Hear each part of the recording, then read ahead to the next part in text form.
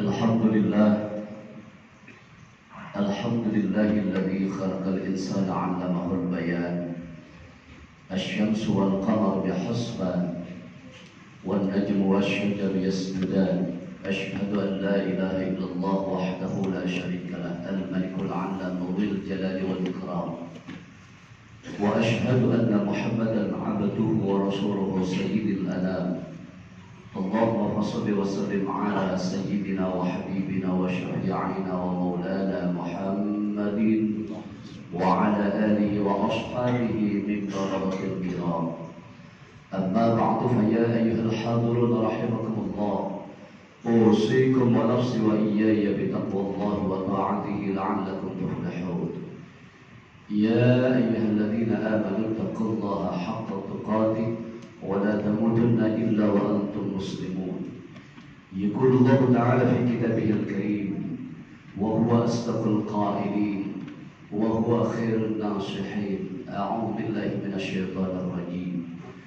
لقد جاءكم رسول من أنفسكم عزيز عليه ما عنتم حريص عليكم بالمؤمنين رؤوف رحيم. صدق الله العظيم وصدق رسوله النبي الحبيب الكريم، ونحن على ذلك من الشاهدين الشاكرين والعابدون المخلصين، والحمد لله رب العالمين. Ma'asyiral muslimin wa zumratal mu'minin, sidang salat Jumat yang dimuliakan Allah Subhanahu wa taala. Dalam duduk sibuknya kita dan rasa syukur kita, mari bersama kita tingkatkan kualitas keimanan dan ketakwaan kita dengan keistiqomahan dan penuh tanggung jawab, tentunya dengan menambah frekuensi ibadah kita agar kiranya tidak bergeser sedikit pun nilai-nilai keimanan dan ketakwaan kita kepada Allah. Salawat dan salam semoga tetap tercurah ke hadirat junjungan kita penghulu alam baginda Nabi besar Muhammad sallallahu alaihi wasallam beserta para keluarganya, para sahabatnya, dan insyaallah kepada kita semua sebagai pengikutnya. Amin ya mujib as-sa'ilin. Ma'asyiral muslimin wa zumratal mu'minin, sedang salat Jumat yang dimuliakan Allah Subhanahu wa taala. Musailamah al-Kadzdzab pernah berbicara sombong kepada baginda Nabi sallallahu alaihi wasallam. Hai Muhammad, separuh bumi untukmu dan separuh lagi untukku. Kenapa dia mengatakan demikian? Kata Musailamah al-Kadzdzab, li'annaka anta nabiyyun wa ana nabiyyun. Sesungguhnya kamu nabi, saya juga nabi. Nabi tersenyum, diam, lalu meninggalkan Musailamah al-Kadzdzab. Tentu kita bertanya, kenapa Nabi diam? Sementara Musailamah ini adalah pendusta besar.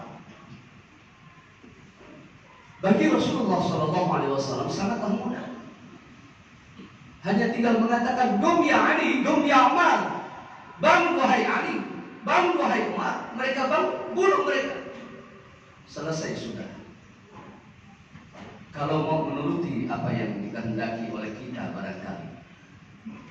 Tapi tidak demikian Rasulullah SAW. Secara perspektif itu Rasulullah begitu pandai. Maka mengapa Rasulullah dijadikan sebuah figur bagi kita sebagai panutan? Yang pertama, kecerdasan yang luar biasa. Prospek ke depan beliau bisa membaca bagaimana keadaannya. Andainya saat itu Rasulullah SAW menyuruh Sayyidina Ali karamallahu wajhah, menyuruh Umar bin Khattab, "Gum ya Ali, gum ya Umar, bunuh dia." Selesai sudah. Tetapi akan berakibat fatal untuk saat ini. Andainya itu dilakukan, dibunuhnya Musailamah al-Kadzdzab, maka di zaman ini orang-orang Yahudi dan Nasrani akan bertepuk tangan sambil mengatakan, "Lihatlah Muhammad yang hanya karena takut saingannya yang benar-benar menerima wahyu dari Allah dibunuhnya olehnya." Begitu saudara. Maka kecerdasannya luar biasa. Itu yang pertama alasan kita Rasulullah dijadikan figur. Yang kedua, siapapun manusianya insan cendekia, para muhakkikin tidak bisa mencari kecacatan Rasulullah SAW. Kenapa demikian? Wallahu ya'simuka minan nas dalam ayat Al-Quran.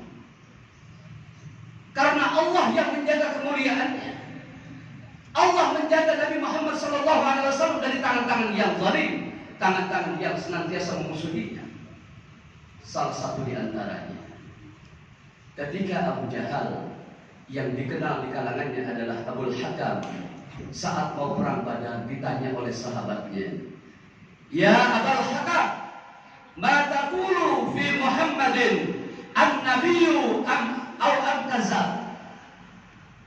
Hai Abul Hakam, Abu Jahal, apa pandanganmu tentang Muhammad? Kata sahabatnya, dia seorang nabi atau dia seorang pendusta? Spontanitas Abu Jahal menjawab dengan lantang, "Ma min an taqula bi anna Muhammadin kadzab."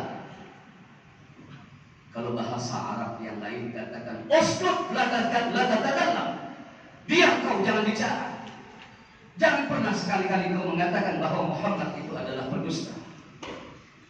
Saudara, sidang salat Jumat yang dimuliakan Allah Subhanahu wa taala.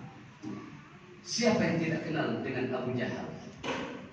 Seorang musuh Rasulullah SAW yang sangat keras, yang sangat benci, yang kedengkiannya itu dari ujung kaki sampai ujung rambut kepada baginda Rasulullah SAW. Tapi di saat ditanya oleh sahabatnya, "Bagaimana pandanganmu wahai Abu Jahal? Apakah Muhammad itu adalah seorang nabi atau seorang pendusta?" Abu Jahal mengatakan, "Mah bin an taqula bi anna Muhammadin kadzab." Jangan sekali-kali kamu mengatakan bahwa Muhammad itu adalah seorang pendusta. Jadi kalau kawan dengan kawan, sahabat dengan sahabat memuji sahabatnya itu sesuatu hal yang lumrah, sesuatu hal yang biasa. Tetapi ini musuh yang nyata, lawan yang sangat keras, mengatakan bahwa Muhammad bukanlah seorang pendusta. Pujian itu datang dari seorang musuh yang begitu keras, luar biasa saudara. Ini yang disebut wallahu ya'simuka minan nas.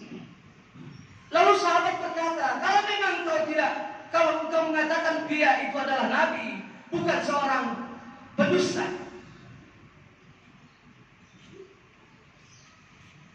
Falimat naqtulu.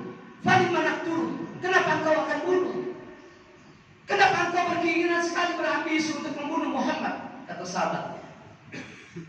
Kata Abu Jahal, sahabatku, untungnya saat ini sedang genting ketika kita ini berperang. Kalau tidak akan saya jawab pertanyaanmu ini. Tahukah engkau siapa Muhammad itu? Dari ayahnya, kakeknya lagi.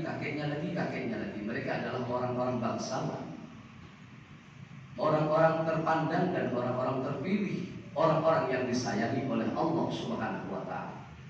Mekah mereka yang punya, kunci Ka'bah mereka yang punya, kakeknya yang memegang, kakenda Abdul Muthalib yang memegang kunci Ka'bah. Orang yang pertama menemukan air Zam-Zam adalah kakeknya Abdul Muthalib. Dan semua perdagangan adalah mereka yang menguasai. Dan mereka pula yang memiliki nubuah dari Allah Subhanahu wa taala. Andainya aku mengakui dia sebagai Rasul, aku mengakui sebagai Rasul, aku ini abdi Syam, mau mendapatkan apa? Wahai sahabat. Jadi jelas saudara, dari kisah ini, kalau kita bicara tentang kerasulan Nabi Muhammad SAW, itu bukan sebuah masalah i'tiqadiyah, keyakinan, juga bukan masalah kritik moralitas, bukan. Tetapi kedengkian bahwa tidak mendapatkan apa-apa dari sang yang memegang kekuasaan saat itu. Kalau andainya Abu Jahal mengakui Muhammad adalah Rasul, tidak akan mendapatkan apa-apa, takut tidak akan mendapatkan apa-apa. Maka kalau seandainya Muhammad dibunuh, berarti dia bisa menguasai kota Makkah saat itu. Lawan yang tidak. bisa menunjukkan cacatnya Nabi Muhammad SAW. Lalu yang terakhir, mengapa Rasulullah dijadikan sebuah figur buat kita? Ternyata Rasulullah itu memiliki kemuliaan yang kata Siti Aisyah di dalam hadisnya, kana khuluquhul Quran. Beliau adalah akhlaknya adalah akhlak Al-Quran. Luar biasa. Siapa yang tidak kenal dengan Abdullah bin Ubay bin Salul, Ra'isul Munafiqin, bapaknya orang-orang munafik. Ketika orang baru saja sampai hijrah dari kota Mekah ke Madinah, saat itu sedang cinta-cintanya orang-orang Ansar maupun orang Muhajirin, sedang cinta-cintanya kepada baginda Rasulullah SAW. Apa yang dilakukan oleh Abdullah bin Ubay bin Salul? Membisikkan kepada orang-orang sekitarnya dengan kalimat yang luar biasa kejamnya. Thammin kalbak yakulak. Kalimat itu yang keluar. Thammin kalbak yakulak. Besarkan anjingmu, nanti anjingmu yang akan menggigit. Apa maksudnya? Silakan kau ikut berperang kepada Rasulullah. Nanti ketika kau terbunuh, maka janda-jandamu akan dinikahi oleh Rasulullah, oleh Muhammad SAW. Katanya begitu. Ini kan luar biasa, fitnah yang luar biasa. Tapi begitu sakitnya Abdullah bin Ubay bin Salul itu, sang putranya menawarkan, ayah, bagaimana kalau kita berkunjung kepada Rasulullah SAW, minta air supaya kau sembuh. Hei putraku, jangan kau minta air kepada Muhammad. Kau kirimkan aku air kencing, aku minum, ketimbang kau kirimkan aku air dari Muhammad. Luar biasa benci, saudara. Intinya pada akhirnya ketika sakaratul maut, sang Abdullah bin Ubay bin Salul, Ra'isul Munafiqin, berpesan kepada putranya, andaikan aku meninggal dunia, kau pergi berangkat ke rumah Muhammad bin Abdullah, sampaikan kepada mereka, tolong bungkus jenazahku dengan jubah bagian dalamnya. Saat meninggal dunia Rasulullah hadir. Di saat itu juga putranya mengatakan, ya Rasulullah, ya Khalilullah, ada satu amanah dari ayahku. Apa amanah? Saat mau meninggal, ayahku berpesan, andainya beliau sudah meninggal, minta dibungkus, dikafani dengan jubah bagian dalam yang milikmu itu. Apa yang dilakukan oleh Rasulullah? Diberikan jubah bagian dalamnya untuk membungkus jenazahnya Abdullah bin Ubay bin Salul.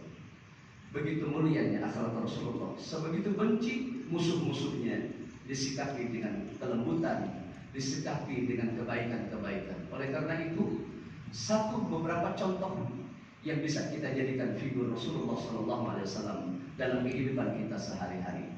Mudah-mudahan Allah berikan petunjuk buat kita untuk senantiasa bisa menapak tilas dan mengikuti jejak baginda Rasulullah SAW. Jangan pernah berhenti memuji, jangan pernah berhenti mencintai Rasulullah SAW dalam kehidupan kita. Kita tidak pernah bertemu, tetapi kita bisa berjumpa kepada Rasulullah SAW dengan kita cinta kepada Rasulullah melalui salawat-salawat kita. Sering bersalawat kepada baginda Rasulullah SAW. Inna ahsanal kalam wa abyanal muzam kalam Allah malikul alam lil jalali wal ikram. Barakallahu li wa lakum fil Qur'anil azim wa nafa'ni wa iyyakum bima fihi min al-ayati wa dhikril hakim wa taqabbal minni wa minkum tilawatahu innahu huwas samiul alim. Aqulu qawli hadha wa astaghfirullah al-azim li wa lakum wa lisairil muslimin wal muslimat wal mu'minina wal mu'minat fastaghfiruhu innahu huwa